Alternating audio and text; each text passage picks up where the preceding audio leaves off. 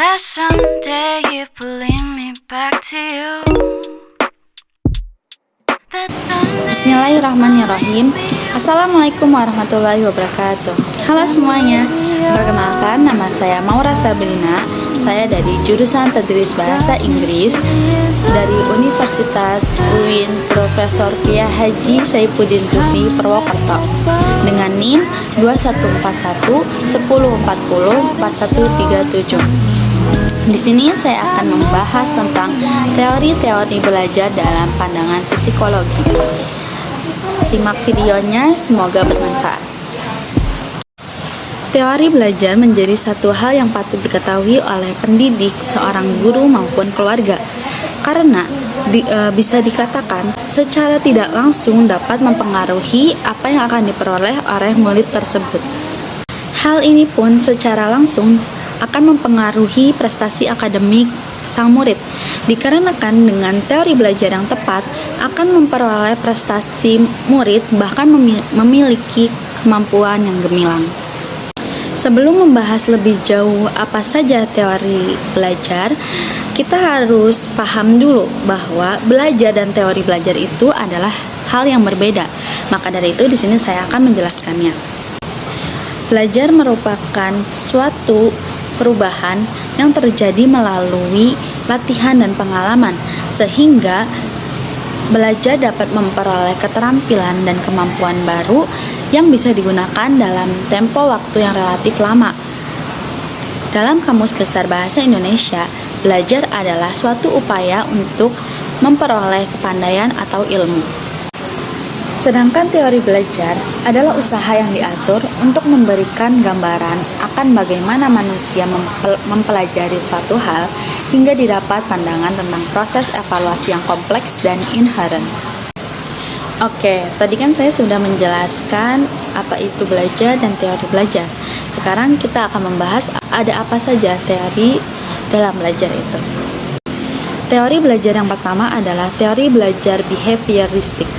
Teori ini dikemukakan pertama kali oleh Gege dan Berliner, yaitu tentang perubahan tingkah laku sebagai hasil dari pengalaman. Menurut teori belajar behavioristik, seseorang dapat dikatakan belajar jika ia telah menunjukkan perubahan tingkah laku. Dan dalam teori ini pula mengatakan bahwa belajar dapat diartikan sebagai stimulus dan respon. Proses yang terjadi antara stimulus dan respon tidak bisa diamati dan dilihat. Namun yang dilihat dan diamati adalah perilaku dari stimulus dan respon. Maksudnya di sini adalah apa yang diberikan guru berupa stimulus dan apa yang diterima murid berupa respon, itulah yang dilihat dan diamati. Dengan begitu, kita dapat mengetahui apakah murid mengalami perubahan tingkah laku atau tidak. Pada penerapannya atau proses pembelajaran pada teori belajar behavioristik sangat tergantung dari berbagai aspek, seperti tujuan pembelajaran, karakteristik murid, mata pelajaran, media pembelajaran, dan fasilitas pembelajaran. Kedua adalah teori belajar kognitif. Menurut para ahli, proses pembelajaran akan berjalan dengan baik jika mata pelajaran yang disampaikan sudah sesuai atau pas dengan susunan kognitif yang sudah dimiliki para peserta didik. Berdasarkan teori belajar kognitif, belajar merupakan proses perubahan persepsi dan pemahaman.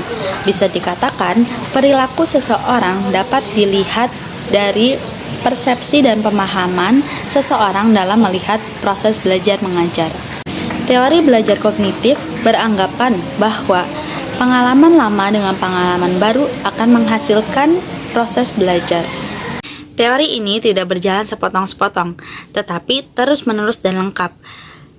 Guru bukanlah sumber evaluasi penting, dan dalam teori ini tidak menuntut kepatuhan siswa, tetapi melihat kembali apa yang dilakukan siswa, apa yang dilakukan oleh guru, dan apa yang mereka lakukan. Teori yang ketiga yaitu teori humanistik. Dalam teori ini membahas tentang memanusiakan manusia. Suatu proses belajar dapat dikatakan sukses apabila pelajar mampu memahami dirinya sendiri maupun lingkungannya, dan dia berupaya untuk memanifestasi diri menjadi lebih baik. Dalam teori ini, guru menjadi fasilitator untuk memberikan motivasi dan memberikan kesadaran arti kehidupan kepada siswanya.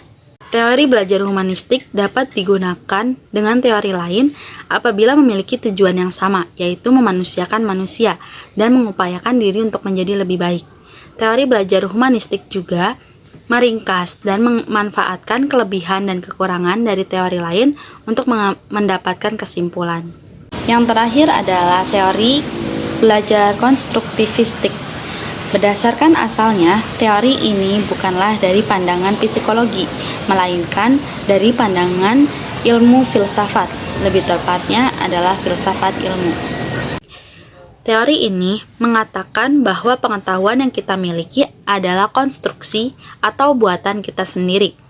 Dalam teori ini, mempercayai bahwa siswa dapat menemukan masalahnya sendiri, dapat menemukan idenya sendiri, membuat pengetahuan, dan mengakhiri permasalahannya melalui daya pikirnya, serta rintangan yang dia lalui dalam kehidupan sehari-hari. Dalam teori ini, siswa ditekankan untuk menemukan bakatnya untuk mengembangkan dirinya. Menurut teori belajar konstruktivistik, belajar lebih mudah dipahami oleh manusia, karena manusia mengembangkan dan membentuk pengetahuannya melalui pengalaman-pengalaman yang sudah dilalui. Maka dari itu, kehidupan manusia lebih dinamis. Teori belajar konstruktivistik memiliki beberapa prinsip. Di antaranya, yang pertama adalah pengetahuan dibangun oleh siswa sendiri. Yang kedua, pengetahuan tidak dapat dipindahkan atau dirubah oleh guru. Dan yang ketiga atau yang terakhir adalah guru sekadar memfasilitasi. Kesimpulan pada materi kali ini yaitu belajar adalah suatu upaya atau proses dalam memperoleh suatu pengetahuan atau kepandaian. Teori belajar merupakan teori yang dikemukakan oleh para ahli dan peneliti dalam upaya mendeskripsikan bagaimana manusia belajar.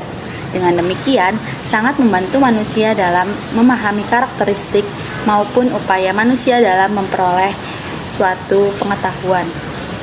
Secara garis besar, teori belajar dibagi menjadi 4. Yang pertama adalah teori belajar behavioristik, yang kedua yaitu teori belajar kognitif, dan yang ketiga adalah teori belajar humanistik, dan yang terakhir atau yang keempat adalah teori belajar konstruktivistik.